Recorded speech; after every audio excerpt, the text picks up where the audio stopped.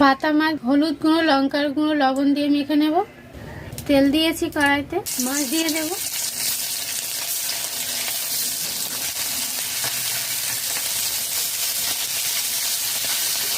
মাছ ভাজা হয়ে গেছে।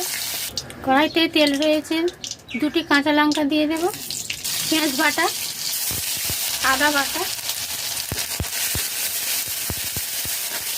টমেটো পিউরি ভালো করে কষিয়ে নেব। লবণ, লঙ্কার গুঁড়ো, হলুদ গুঁড়ো, জিরার গুঁড়ো,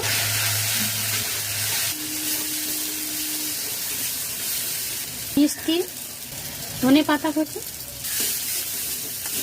জল। মাছ ভাজা তৈরি হয়ে গেছে, নামিয়ে নেব। ধনে পাতা কুচি দিয়ে দেব। শীতের দুপুরে গরম ভাতের সাথে পরিবেশন